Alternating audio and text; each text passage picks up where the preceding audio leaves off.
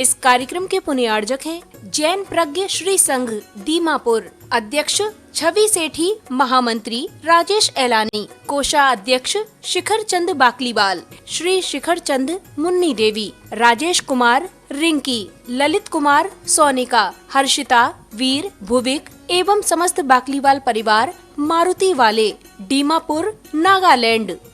अनिल कुमार, सविता, अमन, आयुषी, खुशी ठोलिया, इम्फाल, महेंद्र, मीना, कशवी, विधान सेठी, दीमापुर, सुमित, बीना, शब्द एवं रावी बगड़ा, विजयनगर।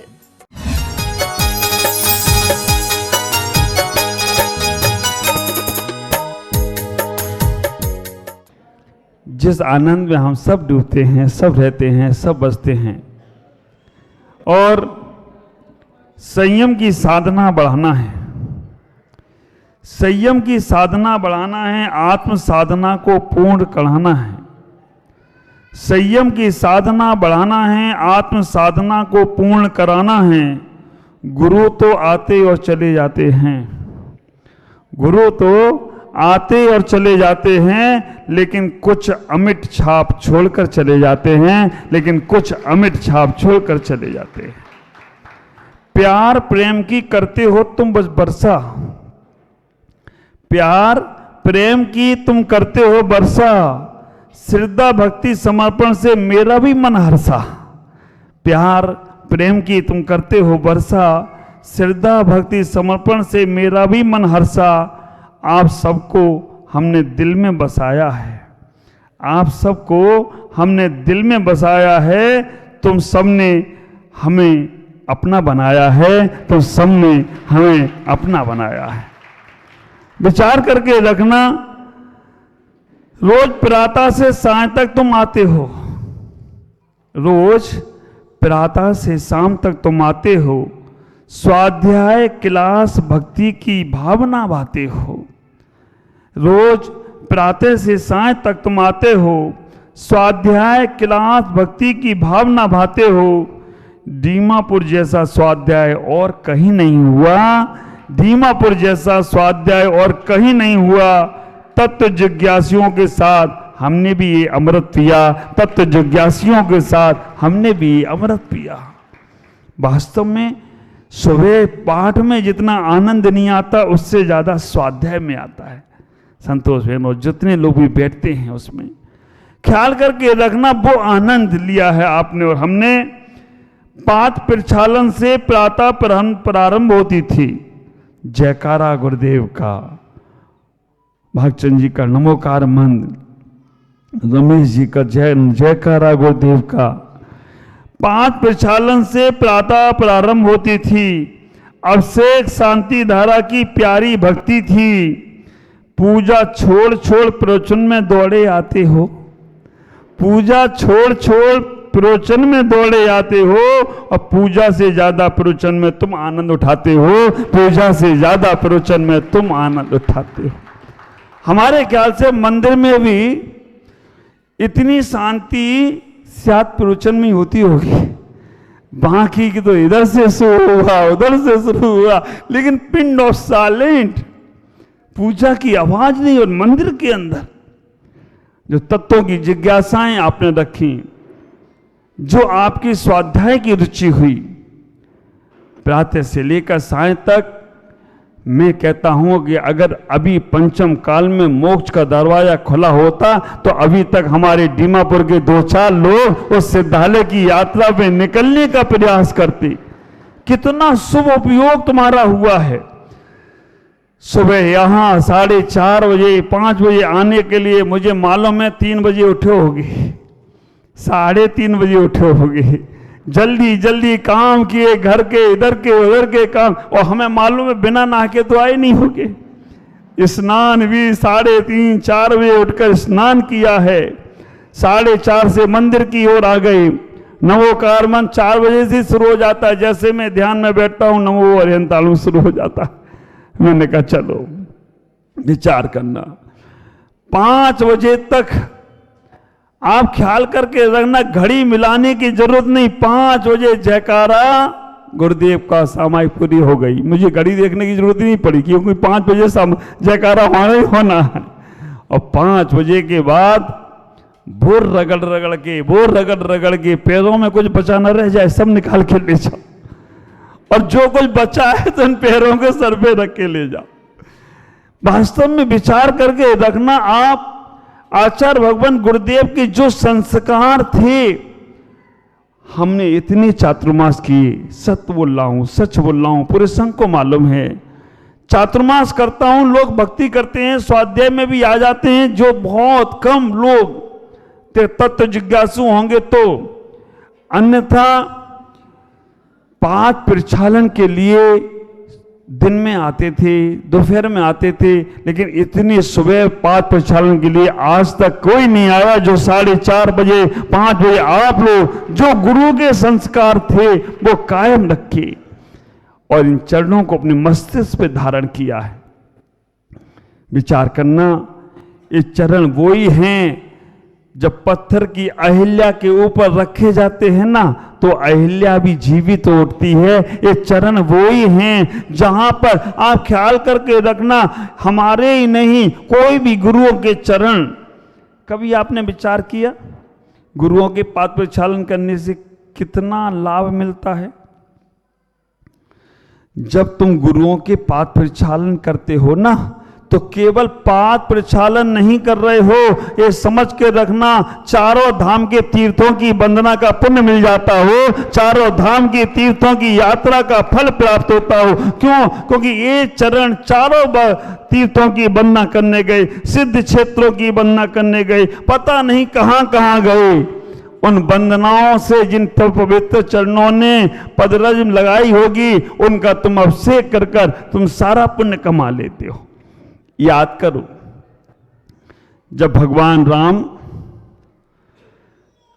वनवास गए, वनवास जब जाते हैं तो खेवटिया मिलता है रास्ते में, और खेवटिया मिलता है, भगवान राम को नदी पार कराते हैं, चित्रकूट की घाट पार कराने के लिए।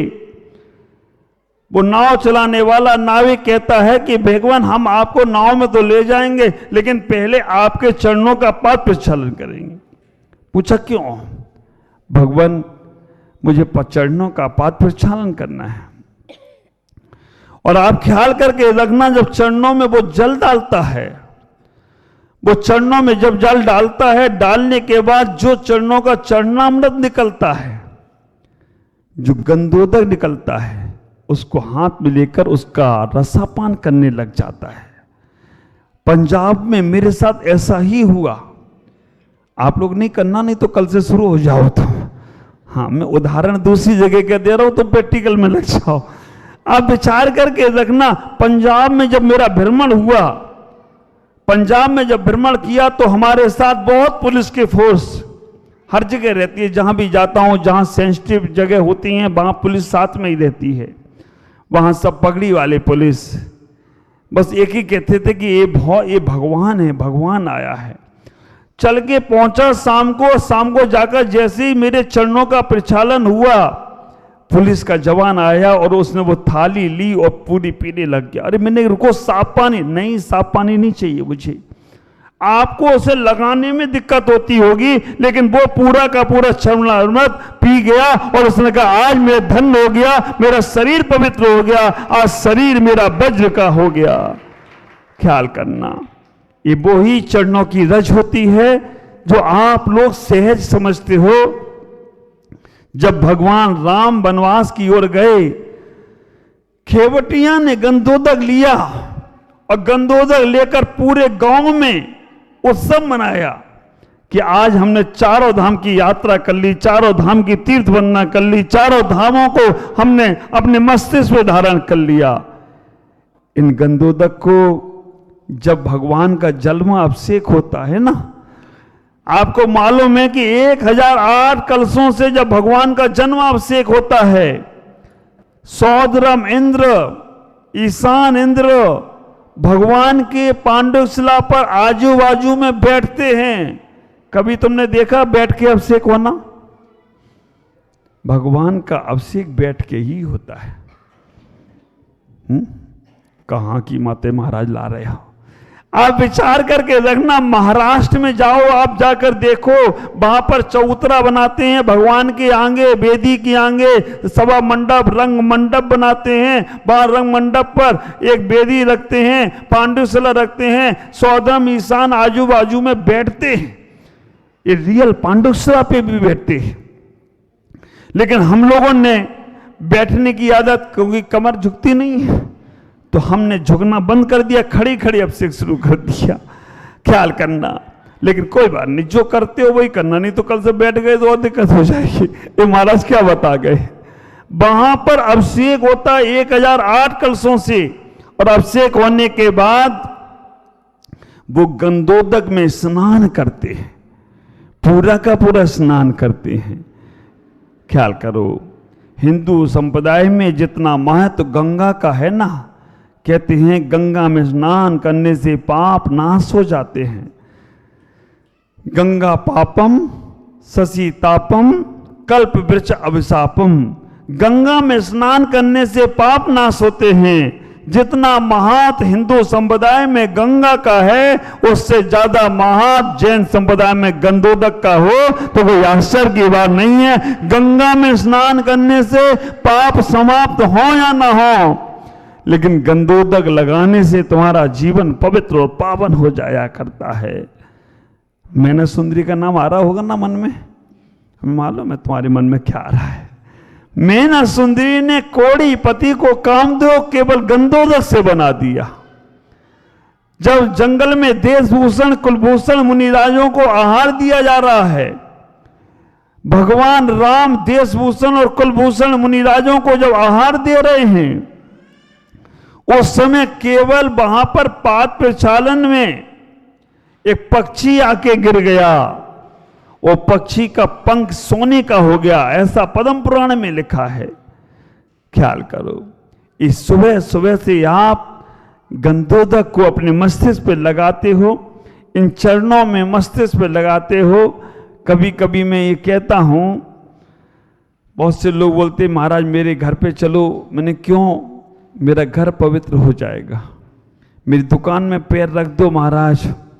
ये हमारे मनोज भाई तो बोले महाराज एक ही चरण ले रख देना, लेकिन आज रखवाइए मानूंगा मैं, छोड़ूंगा नहीं मैं आपको। एक ही चरण रख देना, एक छूट जाए तो छूट जाए।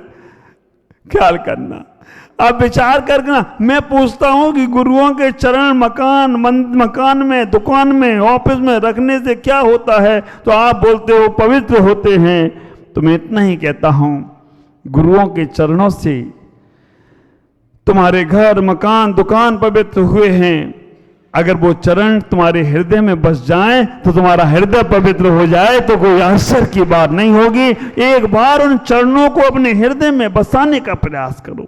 मंदिर गए, अभिषेक देखा, सांदी धारा देखी, लोग तैयार रहते। अब महाराज का हाथ हमारे ऊपर आने वाला है, मैं सब समझता हूं।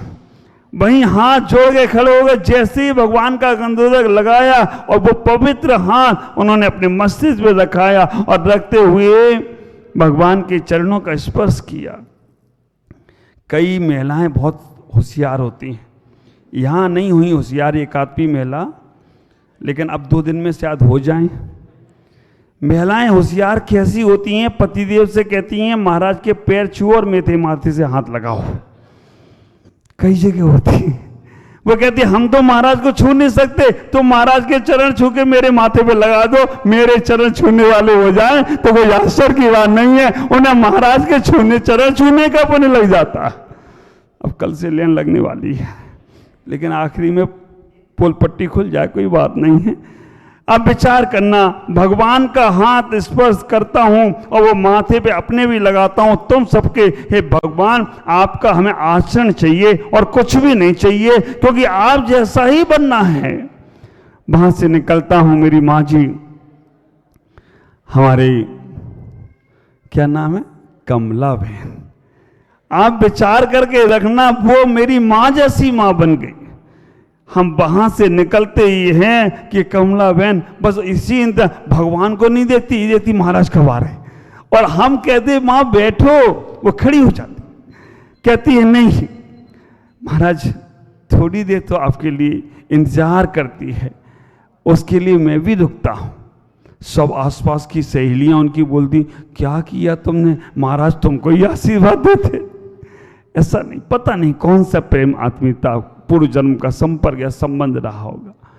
वहां से आगे बढ़ते बढ़ते जैसे ही हम भगवान के अभिषेक को पहुंचते हैं, संजय भाई तुरंत कलश लेके तैयार रहते।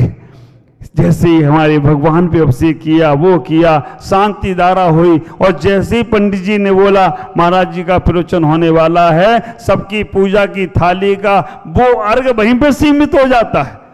मुझे तो लगता है स्वाहा बोल रहे होंगे, स्वाहा अबा ही बोलते रहते होंगे, बाकी के नहीं बोलते। प्रवचन का लाभ, और वास्तव में प्रवचन के लिए जो आनंद बरसता है। पहले किस विषय पे प्रवचन सुने थे आपने? फिर मंदिर के बाद नीचे महावीर ने किस विषय पे प्रवचन सुने? भक्तांबर पर। पहली बार मैं भक्तांबर पर इस प्रकार से बोला हूं।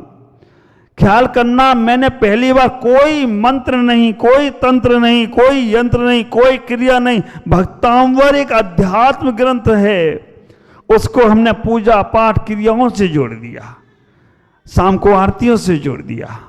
लेकिन उसके अध्यात्म को जब वो पुस्तक आएगी, भक्तांबर की अमरता, तब आप लोग देखना। वो दीमापुर के प्रवचन पूरे बहुत अच्छे रूप में हमारी रजनी बहन लिख रही हैं, बहुत अच्छा संपादन उसका हो रहा है। और वो जब भी आएगी, वो छवि भाई ने कह दिया हम ही छपाएंगे और कोई छपाएगा नहीं उसको। वो पुस्तक भी आपके बीच में आने वाली है जब आ जाए। ख्याल करना, वहां से जाते था 1 घंटे का मेरा मौन आचार्य श्री विशुद्ध सागर महाराज से लिया था बरासों में, तब से वो मौन पालन कर रहा हूं। कभी भी समय मैंने महाराज से पहले कह दिया था, महाराज समय मत बांधो, पता नहीं कब कैसे मिले। फिर भी 1 घंटे के मौन के बाद तुरंत स्वाध्याय भरतेश वैभव हुआ, हरवंश पुराण हुआ।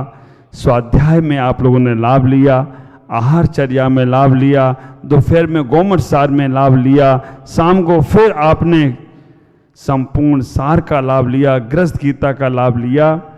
मैं कहता हूं इस सब समय शुभ का कितनी जल्दी जल्दी निकल गया। लेकिन अब आगे का जो समय है, मुझे मालूम है आपकी प्यास गहरी होती जा रही है। और मैं वास्तव में अनिल भाई, जो आपकी इच्छा है कि एक अगला चातुर्मास भी यहाँ हम कर लें, तो भी कोई दिक्कत वाली बात नहीं है। कोई ऐसा अक्षय चमत्कार हो जाए। लेकिन हमारे बाबूजी भागचंद जी ने बोला महाराज 4-5 साल बाद आ जाना, अभी अगर जाना है तो चले जाओ। उनकी भी हमें कोई बात नहीं है। मैं वास्तव में यहाँ कहना चाहता हूँ कि मैं कितना भी यहाँ रुक जाऊँ फिर भी बोर नहीं हो सकता हूँ, क्योंकि यहाँ सब तुम जिज्ञासी हो, पिपासु हो, और सब लेने वाले हो, तैयार हो। हर चीज तुम्हें चाहिए है, सम्यक रूप से चाहिए है। लेकिन फिर भी रमता योगी, बहता पानी स्वच्छ रहता है, साफ रहता है। इसलिए आप सबसे इतना ही कहूँगा कि आपका जीवन मंगल में हो, आनंद में हो। जैसा प्रेम प्यार मुझे दिया है, ऐसा ही प्रेम प्यार आने वाले साधुओं को भी देना।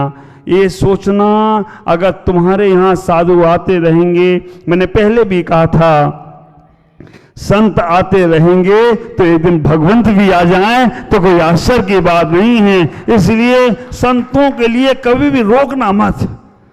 आपको पकी पकी पकाई खीर मिलती है, बस बाद में जरूर दूध डालना पड़ता है। क्यों प्रदीप भाई?